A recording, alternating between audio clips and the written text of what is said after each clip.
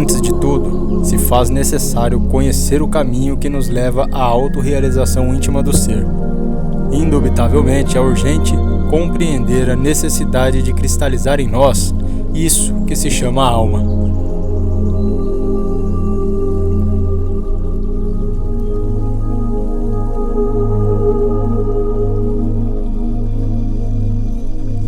Jesus, o Cristo, disse: em paciência possuireis vossas almas. Mas antes de tudo, convém entender o que é isto que se chama alma. Certamente, tenho que lhes dizer que a alma é um conjunto de leis, princípios, virtudes, poderes, etc. As pessoas possuem a essência, o material psíquico para fabricar a alma. Ou melhor diríamos, para cristalizar a alma, mas ainda não possuem a alma. Urge, antes de tudo, saber o que é isso que se chama consciência, pois são muitas as pessoas que nunca se interessaram por saber nada sobre a mesma. Qualquer pessoa comum jamais ignoraria que um boxeador, ao cair nocauteado no ringue, perde a consciência. É claro que, ao voltar a si, o desventurado pugilista adquire novamente a consciência. Assim, qualquer um compreende que existe uma clara diferença entre a personalidade e a consciência. Ao vir ao mundo, todos temos uns 3% de consciência e uns 97% repartíveis entre subconsciência, infraconsciência e inconsciência. O que torna bela e adorável toda a criança recém-nascida é sua essência. Esses 3% de consciência está constituída em si mesma sua verdadeira realidade. O crescimento normal da essência em toda criatura é certamente muito residual, incipiente. O corpo humano cresce e se desenvolve de acordo com as leis biológicas da espécie. Entretanto, tais possibilidades são por si mesmas muito limitadas para a essência. Inquestionavelmente, a essência só pode crescer por si mesma, sem ajuda, em pequenicíssimo grau. Falando francamente, sem rodeios, diremos que o crescimento espontâneo e natural da essência só é possível durante os primeiros 3, 4 ou 5 anos de idade, quer dizer, na primeira etapa da vida. As pessoas pensam que o crescimento e desenvolvimento da essência se realiza sempre de forma contínua, de acordo com a mecânica da evolução. Mas claramente que isso não ocorre assim. A fim de que esta fração de essência, os 3% de consciência desperta, cresça mais, algo muito especial deve acontecer. Algo novo há de se realizar. Quero referir-me de forma enfática ao trabalho sobre si mesmo. O desenvolvimento da essência é possível unicamente à base de trabalhos conscientes e padecimentos voluntários. É necessário compreender que estes trabalhos não se referem a questões de profissão, bancos, carpintaria, alvenarias, reparação de linha férrea ou assuntos de escritório. Esse trabalho é para toda pessoa que desenvolveu a personalidade. Trata-se de algo psicológico. Existem vários tipos de energia dentro de nós mesmos que devemos compreender. Primeira, energia mecânica. Segunda, energia vital. Terceira, energia psíquica. Quarta, energia mental. Quinta, energia da vontade. Sexta, energia da consciência. E sétima, energia do espírito puro. Por muito que multiplicássemos a energia estritamente mecânica dentro de nosso organismo, jamais conseguiríamos despertar a consciência. Muitos processos psicológicos se realizam dentro de nós mesmos, sem que para isso intervenha, para nada, a consciência. Por maior que seja a disciplina da mente, a energia mental não conseguirá nunca despertar os diversos funcionalismos da consciência. A consciência só pode ser despertada mediante trabalhos conscientes e esforços retos. A pequena porcentagem de consciência que a humanidade possui, em vez de ser incrementada, costuma ser desperdiçada inutilmente na vida. É óbvio que, ao identificar-nos com todos os acontecimentos de nossa existência, desperdiçamos inutilmente a energia da consciência. Deveríamos ver a vida como um filme, sem identificar-nos jamais com nenhuma comédia, drama ou tragédia. Assim, pouparíamos energia da consciência. A consciência em si mesma é um tipo de energia com elevadíssima frequência vibratória.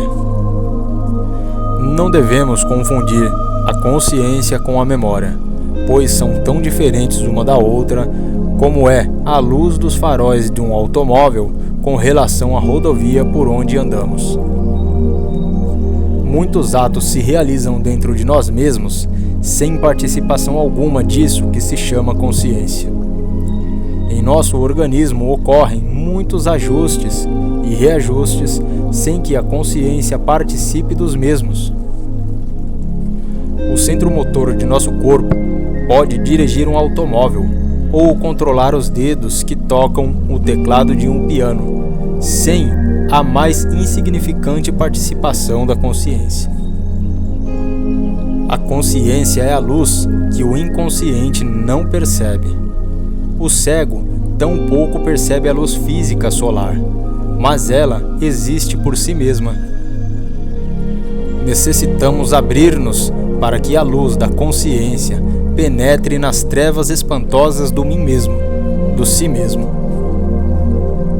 Agora podemos compreender melhor o significado das palavras de João do Evangelho.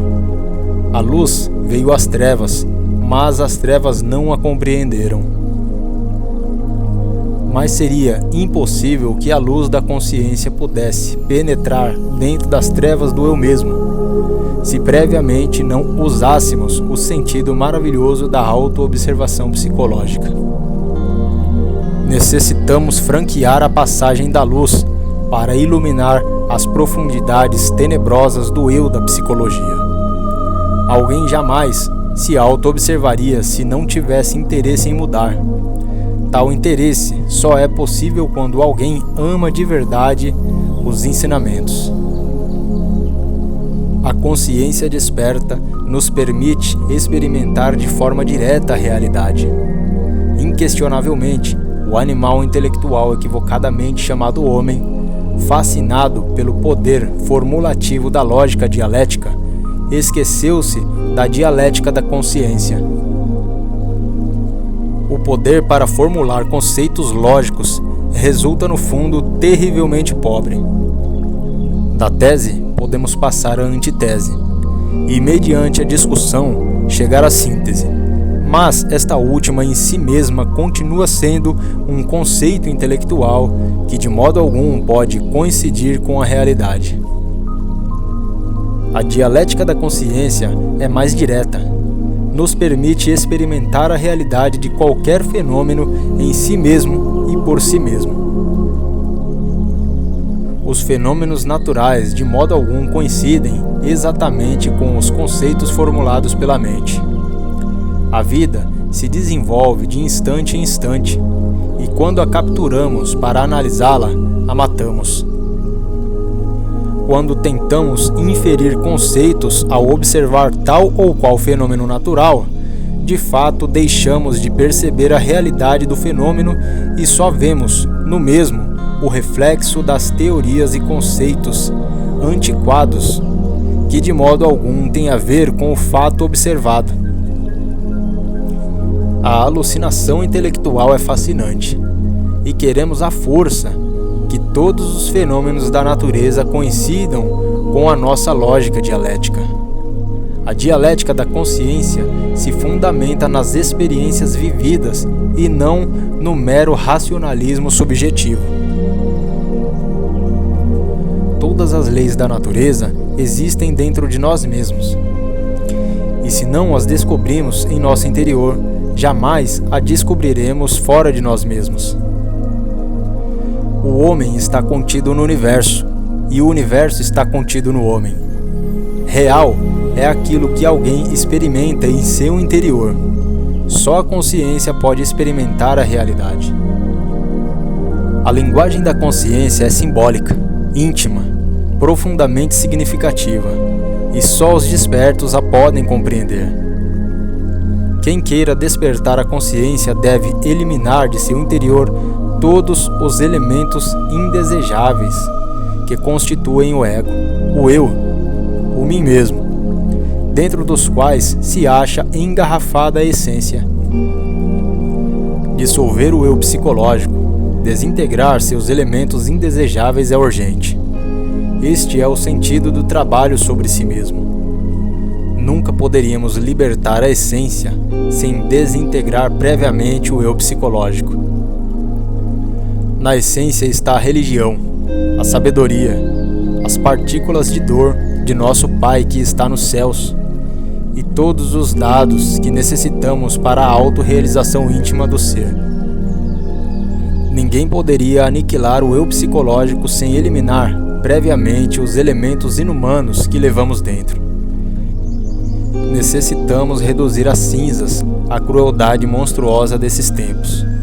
A inveja que desgraçadamente se converteu em mola secreta da ação. A cobiça insuportável que tornou a vida tão amarga. A asquerosa maledicência. A calúnia que origina tantas tragédias. As bebedeiras. A imunda luxúria que cheira tão mal. À medida que todas essas abominações vão se reduzindo à poeira cósmica, a essência, além de se emancipar-se, crescerá e desenvolverá harmoniosamente. Inquestionavelmente, quando o eu psicológico morre, resplandece em nós a essência.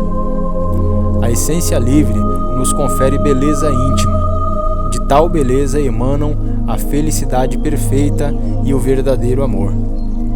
A essência possui múltiplos sentidos de perfeição e extraordinários poderes naturais.